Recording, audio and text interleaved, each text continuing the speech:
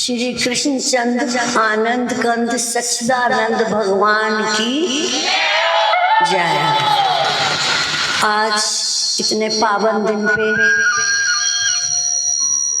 ये कृष्ण जन्माष्टमी का हम मनाने के लिए यहाँ इकट्ठे हुए हैं। शुभ दिन है, अच्छा दिन है। आज के दिन कल है जन्माष्टमी, हम आज कर रहे हैं। इतनी बड़ी पारलौकिक शक्ति एक शरीर में प्रकट हुई थी। तुम्हें याद होगा पिछले संडे भी हमने गुरु अष्टमी मनाई थी। उसमें भी हमने यही कहा था कि जिस दिन पराशक्ति किसी शरीर में प्रकट होती है वो दिन एक बहुत विशेष होता है, वो एक अलौकिक दिन होता है।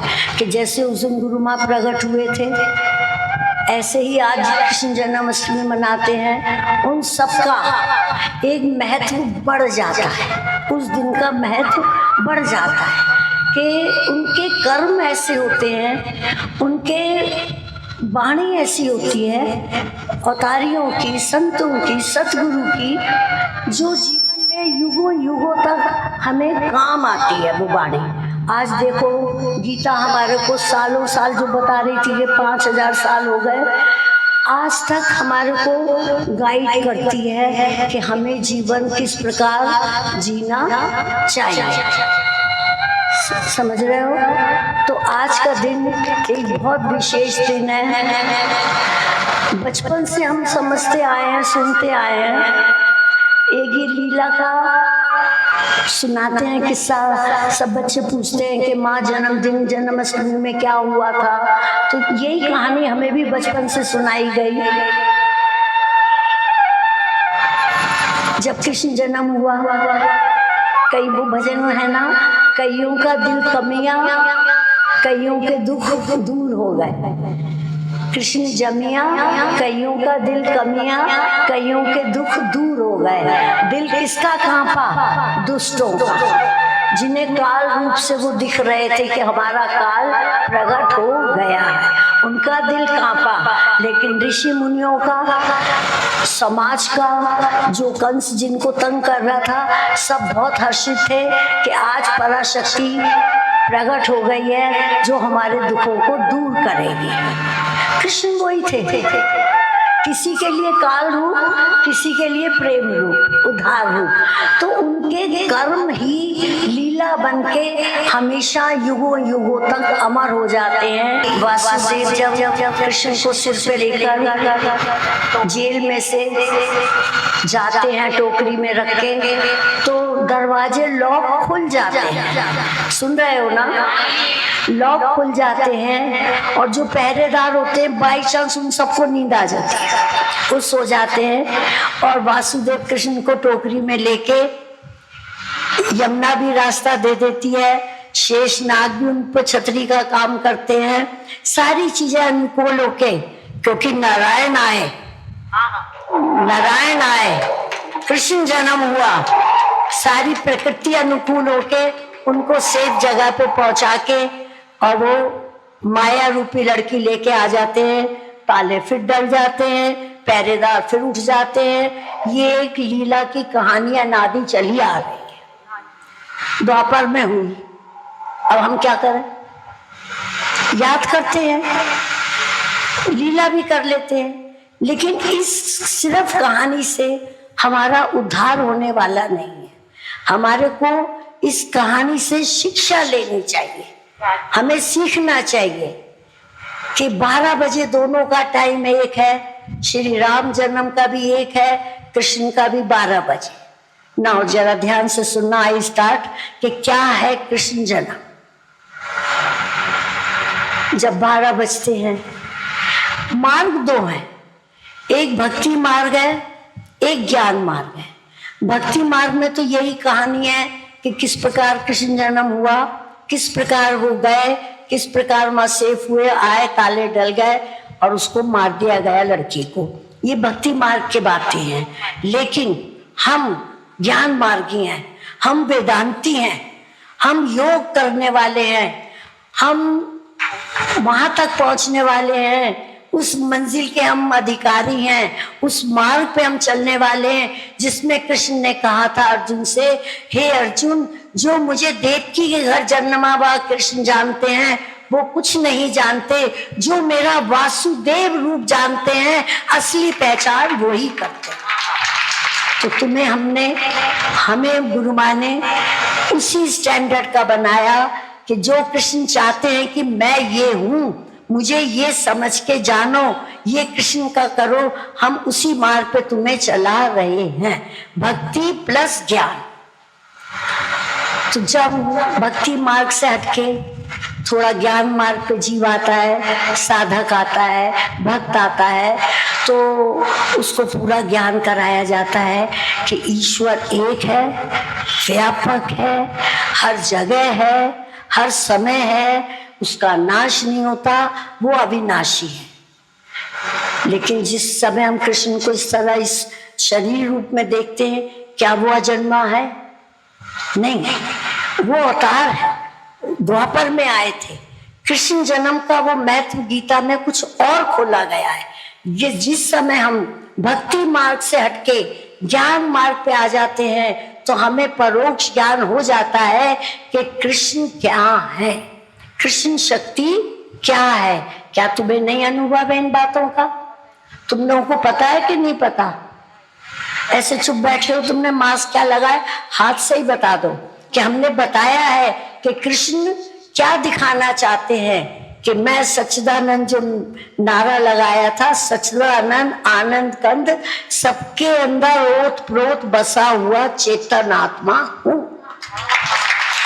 ये परोक्ष ज्ञान हम तुम्हें कराते हैं, परोक्ष ज्ञान नॉलेज के लिए सारा। लेकिन बहुत से साधक, बहुत से जिज्ञासु, बहुत से अधिकारी जब इससे भी आगे बढ़ना चाहते हैं तो वो ज्ञान मार्ग से हटके ध्यान मार्ग में प्रवेश करते हैं।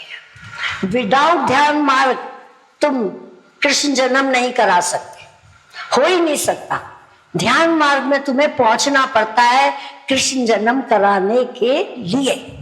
जब ध्यान मार्ग में पहुंचते हैं, सुन रहे हो, बड़ा मजा आ रहा है, क्योंकि हम वही कहते कहते वही लक्ष्य तक पहुंच रहे हैं कि जिस समय ध्यान लगाते लगाते, भजन करते करते, माला जपते जपते, गुरु मंत्र जपते जपते 11:15 बजने से 11:50 तक पहुंच जाते हैं।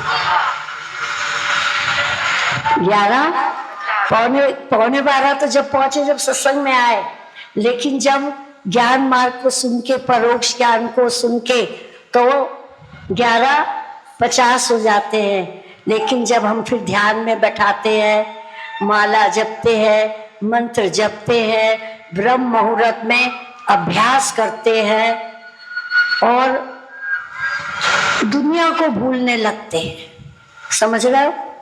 दुनिया का अभाव होने लगता है। कहते हो ना, हमें कुछ याद नहीं रहा, हम बैठे थे, हम समाधि में ध्यान में बैठे थे, हमें कुछ याद नहीं रहा, दुनिया भूले। 11:50 हो गए।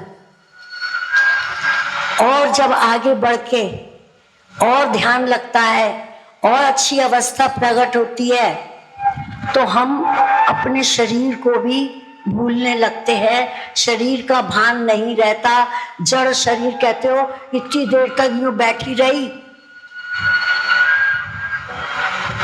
कुछ पता भी नहीं था, सब कुछ भूलने लगते हैं, शरीर का भान नहीं, जगत का भान नहीं, तो 11:55 हो जाते हैं।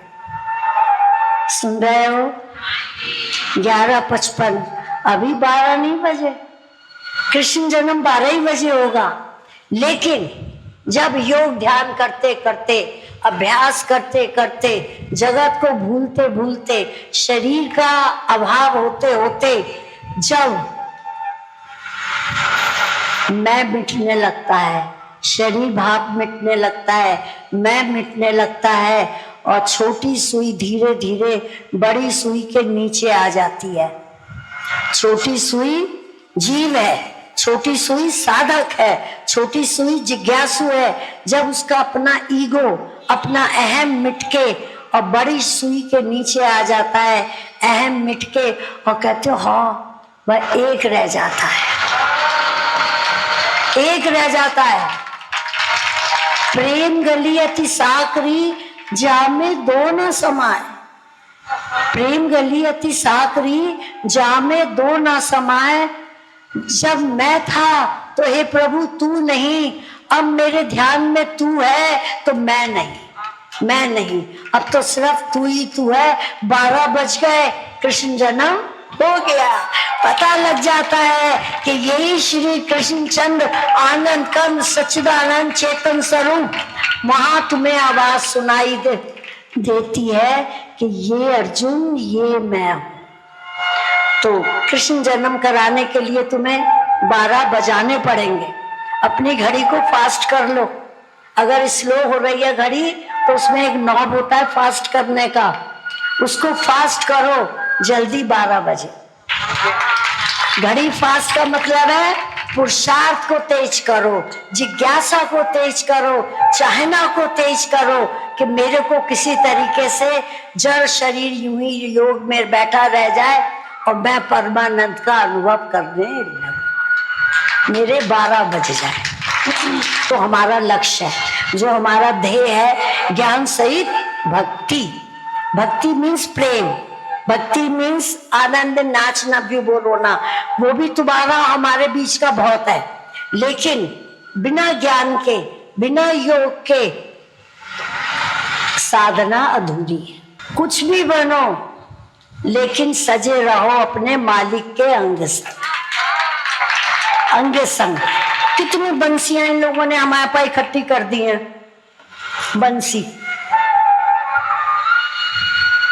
आवाज आ रही है ना, है ये आवाज उधर से आ रही है, जादू है। बंसी की कितनी महिमा है कि अपने शाम की बंसी बनूंगी, अधरों पे सजूंगी, अधरों पे लगी रहूंगी। बंसी कुछ नहीं है, ये बंसी क्या है? कुछ भी नहीं, एक बांस का टुकड़ा है, बांस का टुकड़ा है। जब उस बांस के टुकड़े ने कारीगर के हाथ में चला गया और उस कारीगर ने इसमें छेद करके, इसमें वो डॉग बना के, जो भी है, उस बांस के टुकड़े को साफ सुथरा करके, अंदर से खाली करके, अंदर से पोल करके, जब ये बांसुरी बना दी और वो मालिक के हाथों में चली गई, और जैसे मालिक ने उंगली दबाई जहां की, बांसुरी ये नहीं कहती कि ये नहीं छेद दबेगा, ये नहीं, ये जहां दबा के जो आवाज मालिक ने निकाली ये तो बज गई। मैं तो समझ रही थी बजेगी नहीं।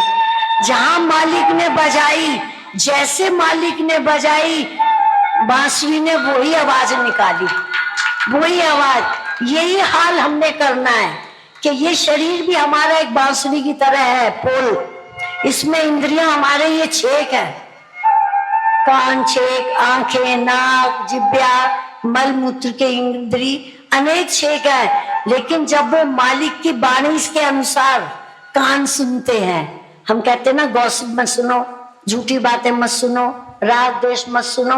तुम्हारे कानों पे उंगली गई, तुमने बंद कर दिया। मैं नहीं सुनती ये बात, मैंने गलत दृश्य नहीं देखने, किसी की लड़ाई झगड़े में इंटरेस्ट लेके नहीं देखना। आंखें पे हाथ, हर चीज पे, वाणी पे तो बहुत जरूरी है कि मिथ्या भाषण मेरे मुंह से, क्रोध की बात ना निकले, किसी के अपमान करने की बात ना निकले, अपने अभिमान की बात ना निकले। हे प्रभु, आप मेरे अंदर बैठ के जो आवाज दोगे, जो ट्यून निकालोगे, काश वही मेरे अंदर से निकले, मेरी सारी इंद्रियां आपके अकॉर्डिंग चले। तभी फायदा है कि मैं अपने कृष्ण की बांसुरी बनूंगी, अंग संग लगूंगी, अधरों पर सजूंगी। तो चीजों का हमने बताया, चीजों का महत्व नहीं है, चीजों का नहीं, वो चीजें किसके संग लग रही हैं, किसके पास है, उससे उनका महत्व बढ़ता है। मुकुट का अपना महत्व नहीं है, रावण के सिर पे शोभा नहीं पाता, कृष्ण के सिर पे मुकुट भी शोभा पाता है। तो हमने जो भी काम करना है, अगर हमने राम जन्म करना है, अगर हमें जन्माष्टमी करनी है, पारलौकिक अलौकिक, ये जन्माष्टमी शरीर की है, और जो हम आध्यात्मिक जन्माष्टमी कराते हैं वो हमारे अंतःकरण की है, अंदर के शरीर की जन्माष्टमी है, जिसमें मन बुद्धि चित्त अहंकार सब कंट्रोल में रहते हैं, मालिक की उंगलियों पे नाचते हैं। समझ रहे हो? तो ऐसी बंसी प्रार्थना किया करो, हे गुरुदेव, हे मेरे मालिक, मैं ऐसी ही बंसी बनूं जिसमें से आवाज तुम्हारी निकाली हुई ट्यून आए, जिसको सुन के, जिस वाणी को सुन के, जिन बातों को तुम्हारे मुंह से निकली हुई सुन के सब जने ये कहे, भाई वाह, ये कहाँ से सीखा, ये बात तो बड़ी अच्छी लगी तुम्हारी। तो काश ऐसी ही जन्माष्टमी करने की तुम लोग नित्य प्रति प्रयत्न करो। तो प्रेमियों, भक्ति और ज्ञान दोनों जीवन में जरूरी हैं।